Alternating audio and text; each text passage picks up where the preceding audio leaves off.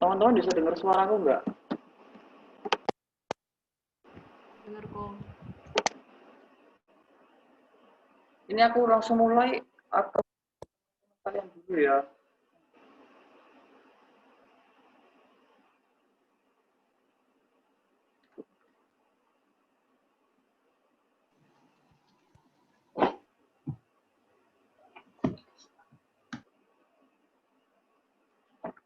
Oke, aku langsung mulai aja ya teman-teman. Jadi kita mau bahas yang soal UTS Gasal 18/19 nomor 1. Jadi kan soalnya PT Nusa bergerak dalam bidang produksi radiator mobil. Terdapat dua A sama part B yang akan dirakit jadi radiator. Kemudian mengalami proses pelapisan anti. Untuk membuat part A diperlukan mesin 1, kemudian untuk membuat part B diperlukan mesin 3 dan kemudian mesin 4. Perakitan 2 unit A dan 1 B dilakukan pada mesin 5 sehingga menjadi 1 unit radiator. Lalu proses terakhir pelapisan dilakukan pada mesin 6 yang diharapkan per hari ada 50 unit radiator. Terus untuk yang A, berapa input produksi pada mesin agar output produksi tercapai bila scrap 1/10 dari output produksi masing-masing.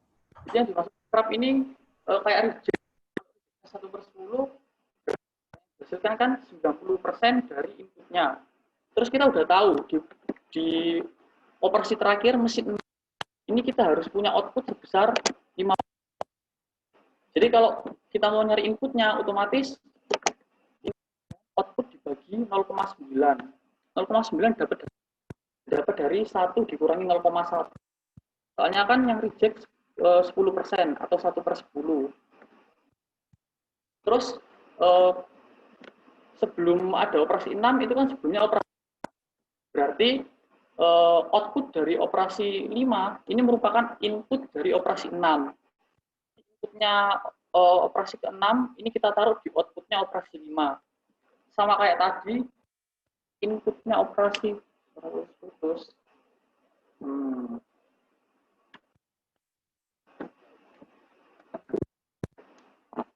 Bentar. Suaraku putus-putus nggak sekarang?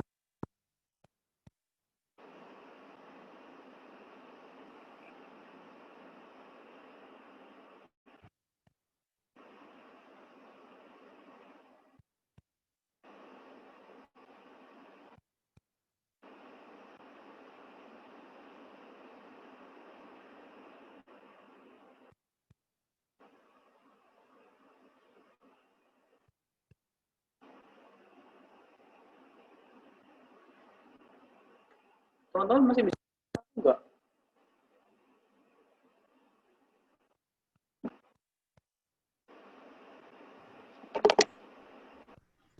Oke, aku ulangi aja kalau gitu. Karena tadi agak putus. Jadi kan di sini kita disuruh nyari input produksi tiap masing-masing mesin. Terus kita tahu kalau output terakhirnya itu harus 50. Output terakhir itu terjadi di mesin 6. Nah, kalau output di mesin 650, berarti inputnya itu harus berapa? Inputnya berarti harus output dibagi 0,9, karena 0,9 itu dapat dari 1 dikurangi 10%. 10% itu kan yang tadi, scrap 1/10 atau 10%. Jadi, barang yang reject itu yang nggak reject 90% atau 0,9. Terus kan operasi 6 kan lanjutan dari operasi 5, dari mesin 5. Berarti output dari mesin merupakan input untuk mesin untuk proses selanjutnya. Jadi kita naruh mesin outputnya. Terus untuk nyari inputnya mesin 5 sama kayak tadi, berarti outputnya mesin 5 dibagi 9.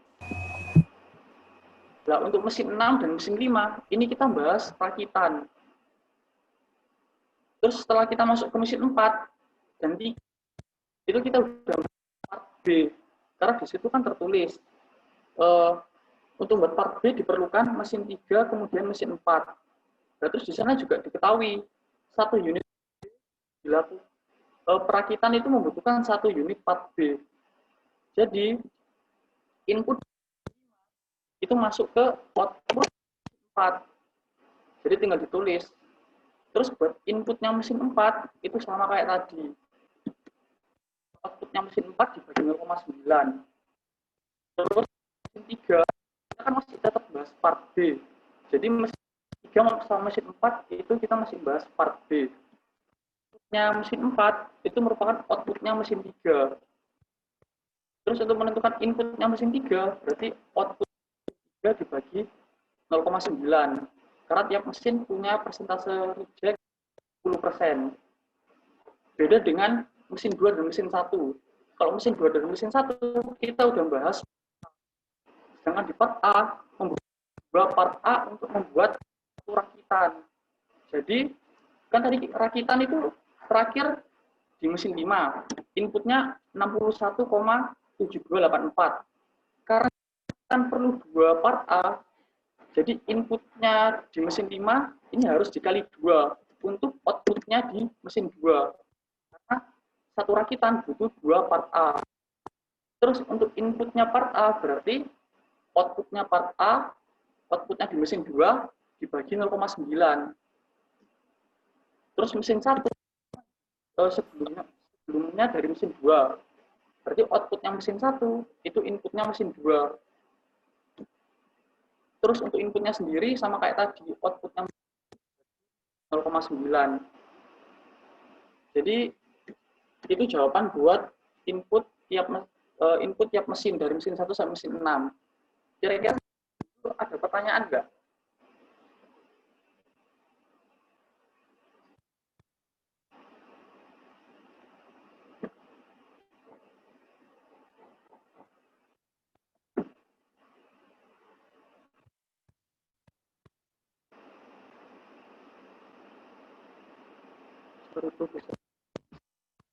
Jadi gini, kan di mesin 1 sama mesin 2 itu kita bahas part A. Lah, satu rakitan itu kan perlu 2 part A. Terus rakitan itu kan rakitan itu kan diproses di mesin 5 sama mesin 6. Lah, inputnya di mesin 5 itu kan 61,7284. Karena kita perlu rakitan sebesar 61,7284, berarti kita perlu part A 2 kali 61,7284. Karena satu rakitan butuh 2 part A. Jadi hasil 123,4568. Itu untuk output di mesin 2. Untuk part A. Terus untuk input di mesin 2 itu berarti output di mesin 2 dibagi 0,9.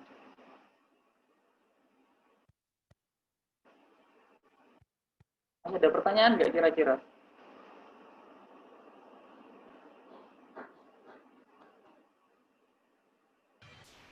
Masih kurang jelas, Bang.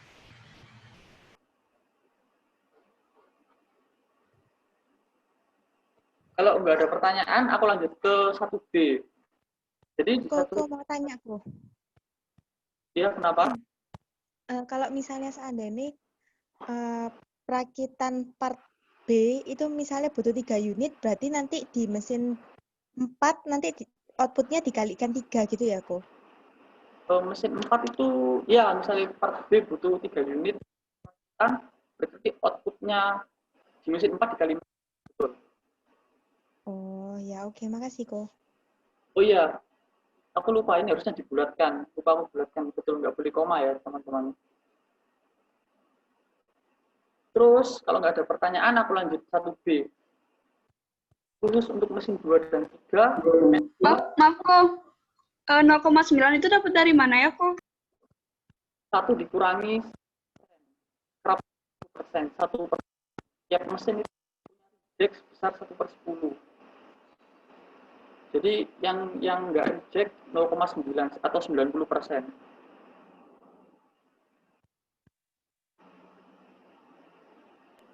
Kasihku. Oke. Udah nggak ada pertanyaan? Oke, aku lanjut ya. Ke 1B. Khusus untuk mesin 2, manajemen hitung berapa tepatnya mesin yang dibutuhkan. 1 tahun terdiri dari 250 hari, di mana 1 hari terdiri dari 8 jam kerja efektif. Waktu prosesnya 0 jam per unit untuk semua mesin. Ketidakefisiensian dan keandalan 90%. Berapa jumlah mesin yang akan agar produksi berjalan lancar. Kita dulu.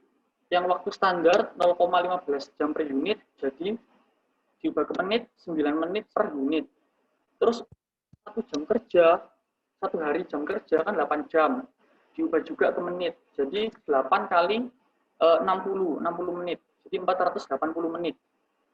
Terus untuk rumusnya sendiri, jumlah mesin itu F sama dengan input dikali waktu standar dibagi efisiensi dikali R dikali H. R jalan atau reliable, H itu waktu yang tersedia selama 1 hari, selama 1 shift tepatnya. Jadi 2, kita tinggal masukkan inputnya mesin 2, terus 37, sekian. Itu lupa dibulatkan. Terus WS-nya tinggal masukkan 9, E-nya tinggal masukkan, kan ini ketiga efisiensiannya 10%. Berarti dia efisiensinya 90%. Tidak efisiensiannya 10%, berarti efisiensinya 90%. Jadi dibagi 90% dikali R variabelnya juga 90%, 0,9. Waktu yang tersedia setiap shift 480 menit. Jadi ketemu 3,17 unit. Harusnya dibulatkan jadi butuh 4 mesin 2. Terus buat mesin 3, tinggal ganti inputnya. Inputnya diganti inputnya mesin 3, 76,2079. Sama, karena di situ udah dijelasin WS untuk semua mesin 0,15. Terus ketidakefisiensiannya 10%, keandalannya semuanya sama kecuali inputnya. Terus ketemu hasilnya 1,7. Berarti 3 mesin 3 untuk 1 shift. Kira-kira ada pertanyaan enggak sampai 1B?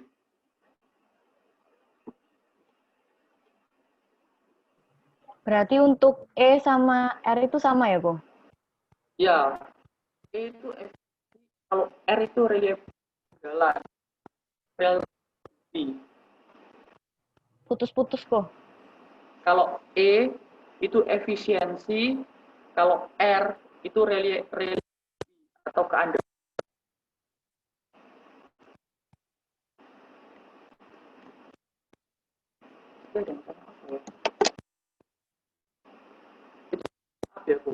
Jadi diusahakan soalnya daripada kekurangan mending kelebihan.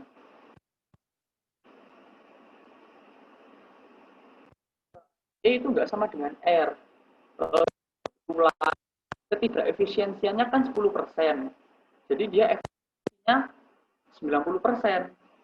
Nah, kalau di sini kan keandalannya kan 90%.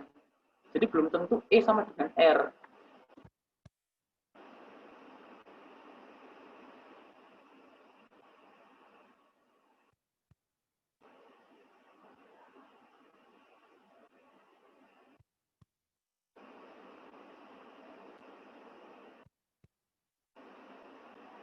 Udah nggak ada pertanyaan buat nomor atau tanya?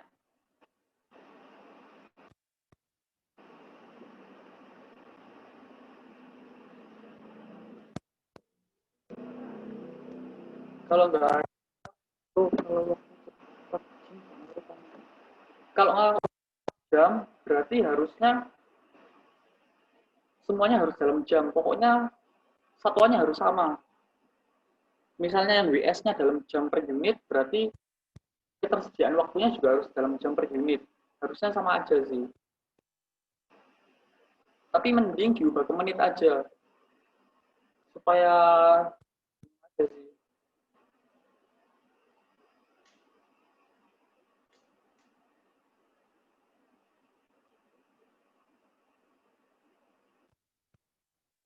Masih ada pertanyaan nggak untuk nomor 1B?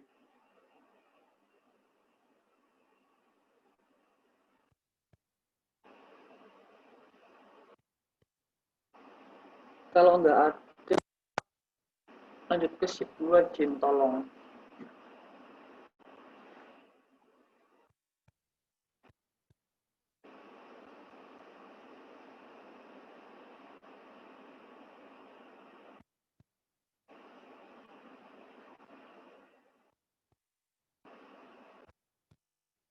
Terus untuk soal berikutnya, rancanglah tata letak 5 departemen berdasarkan relationship chart yang menunjukkan kedekatan antar lokasi departemen yang diperlukan dengan menggunakan grid-based layout planning. Luas masing-masing departemen ditujukan pada tabel berikut. Berapa maksimum total skor berdasarkan tata letak grid-based layout planning, gambarkan tata letak 5 departemen beserta panjang dan lebar masing-masing departemen. Jadi gini, pertama kita lihat relationship chart-nya dulu, yang ada di sebelah kiri. 1 sampai 5 yang buat segitiga. Pertama kalian cari yang paling besar. Nilai yang paling besar 1 dan 3. Antara 1 dan 3, nilainya 28. Terus kalian pilih 1 dan 3 di bagian paling atas. Putus-putus. Halo, kok suaraku kok putus-putus. Bentar.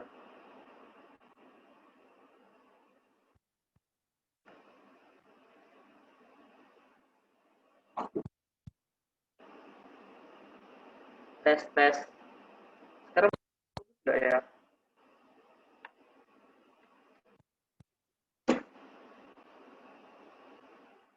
Atau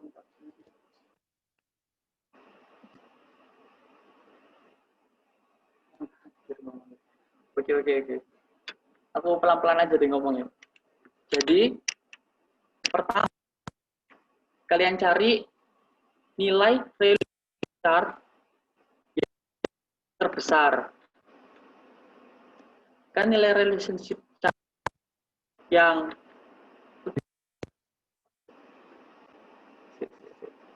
Putus-putus kok.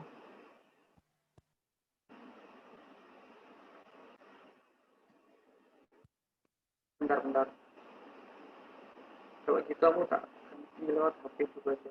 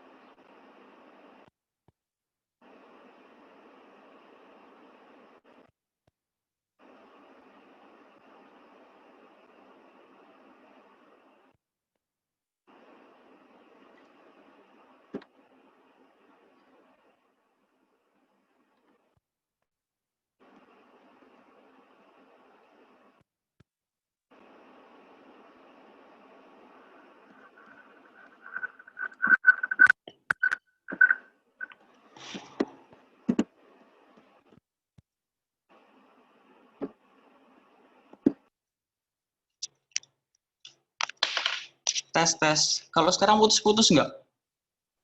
Enggak Aman-aman. tuh. Oke. Jadi, pertama, kalian tuh cari nilai relationship chart yang terbesar di segitiga itu. Kan yang terbesar kan 28. Itu hubungan antara 1 dan 3. Jadi kalian tulis nilai 1 dan 3, angka departemen 1 dan 3 itu di atas tabel. Terus, untuk yang vertikalnya, kalian tulis departemen yang belum terpilih. Berarti departemen yang belum terpilih kan 2, 4, sama 5. Terus kalian cari 1 sama 2, nilainya 18. 2 sama 3, nilainya 14. 1 sama 4, nilainya 25. 1 sama 5, 21. 3 sama 4, 0. 3 sama 5, 10. Terus kalian jumlahkan secara horizontal. Jadi 18 tambah 14, 25 tambah 0, 21 tambah 10. Terus kalian lihat dan kalian cari nilai terbesar. Nilai terbesarnya kan 32. Berarti departemen 2 masuk ke kelompok 1 dan 3. Dipindah ke atas. Jadi 2, 1, 3. Dengan cara yang sama kalian cari nilainya. 24 nilainya 14. 14 nilainya 25. 34 nilainya 0. Terus sampai 25, 15, 35. Kalian jumlahkan secara horizontal ke kanan untuk dapat nilai terbesar. Nilai terbesarnya di situ 45. Jadi kalian pilih departemen 5. Berarti kan departemen yang udah masuk 5, 2, 1, 3. Terus sisa departemen 4. Lah, untuk menentukan letak departemen 4, itu kalian harus coba satu-satu. Jadi, boleh agak scroll ke bawah nggak, Jin? Yang gambar itu. Lah, tadi kan pertama kita udah tahu, departemen 1 sama 3. Berarti ditulis kanan 1, kiri 3. Terus habis gitu, setelah departemen 1, 3, baru departemen 2 masuk. Berarti departemen 2 itu harus terhubung dengan departemen 1 dan departemen 3. Ya boleh digambar dulu, Jin, biar anak-anak nggak bingung. Terus habis gitu, setelah departemen 2 masuk, baru masuk departemen 5. Departemen 5 itu harus di tengah-tengah.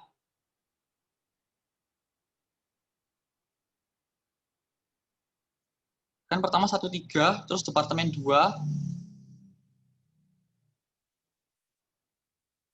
terus yang terakhir departemen 5.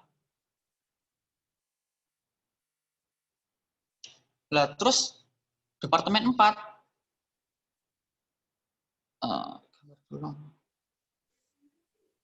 Oke.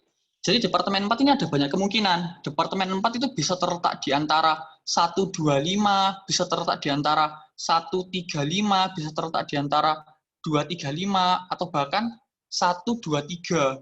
Jadi sama di tengah-tengah kayak departemen 5. Terus gimana cara nentuinnya? Sama kayak tadi. Jadi misal kalian taruh di 135. Berarti kan harus lihat nilainya satu-satu. 1 sama 4 berapa? Ditambah 3 sama 4 berapa? Ditambah 5 sama 4 berapa? Coba liatin rumusnya, Jin, di yang 13529 itu. Lah, terus agak scroll ke atas lagi. Itu kan 1 sama 4 nilainya 25. Terus habis gitu 3 sama 5 3 sama 4 nilainya 0. Terus habis itu 4 sama 5 nilainya 4. Jadi totalnya 29. Begitupun untuk departemen-departemen lainnya. Caranya kayak gitu, terus kalian lihat nilai tertingginya berapa. Terus itu nilai tertingginya kan ada di antara 125. Berarti departemen 4 ada di tengah-tengahnya departemen 125. Terus, karena kalian udah tahu sketsanya seperti apa, itu sebenarnya terserah kalian gambar layoutnya seperti apa. Pokoknya intinya, departemen 1 itu harus bisa terhubung ke departemen 3, 2, 5, sama 4.